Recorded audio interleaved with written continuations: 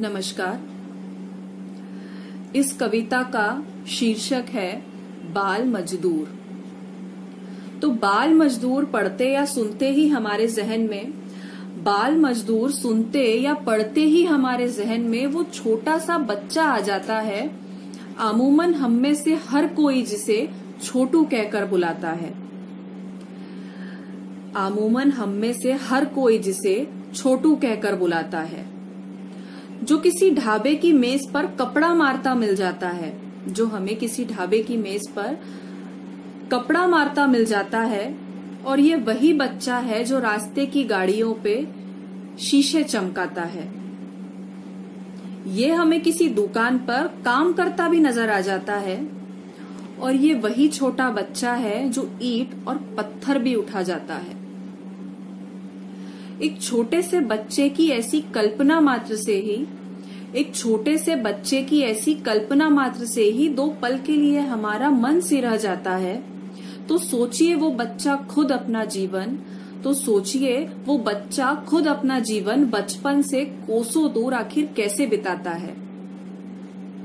हमें हमारे बच्चों के कंधों पर किताबों से भरा वो बस्ता भी बोझ नजर आता है। और ये बाल मजदूर जो मजबूर है वो जीवन की कठिनाइयों के बोझ तले ही दबा रह जाता है। भरपेट चैन की नींद सोना किसे कहते हैं, इस अनुभव से वो अछूता रह जाता है। और खुले आसमान में तारों से बतियाते हुए भूख अपनी मार कर वो यूं ही सो जाया करता है। मैदानों में बेफिक्र खेलते हुए बच्चों को अपनी नन्ही आंखों से मुस्कुराता हुआ वो दूर से देखता है।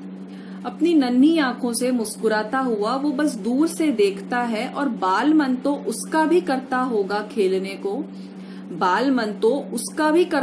खेलने को, पर धिक्कार के डर से वो कोने में सहमा सा खड़ा रह जाता है। वो बच्चा अपने जीवन में कठिन परीक्षाएं देता है। वो बच्चा बाल मजदूर अपने जीवन में कठिन परीक्षाएं देता है, और बचपन जिए बिना ही वो न जाने कब बड़ा हो जाता है। अपना बचपन जिए बिना ही वो न जाने कब बड़ा हो जाता है। सब सहते हुए पर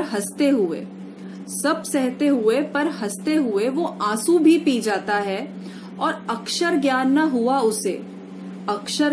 हुआ उसे पर जीवन का ज्ञान वो बखूबी पाता है। ज्यादा कुछ ना कर सके हम पर कर सके तो बस इतना ही कि दान धर्म के नाम पर हम में से हर कोई जो मंदिर में दे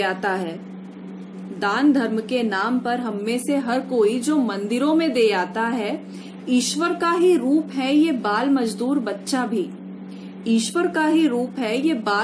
बच्चा ही। उस दान से करे मदद इसकी तो यही असली दान कहलाता है।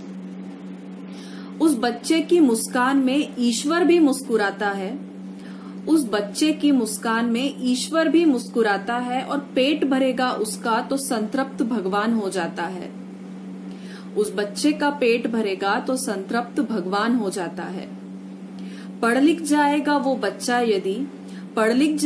बच्चा यदि तो भविष्य देश का भी बन जाता है। और कोई मुश्किल काम नहीं है ये यदि हम में से हर एक हाथ मदद का बढ़ाता है। ये मुश्किल काम नहीं है यदि हम में से हर एक हाथ मदद का बढ़ाता है। शुक्रिया।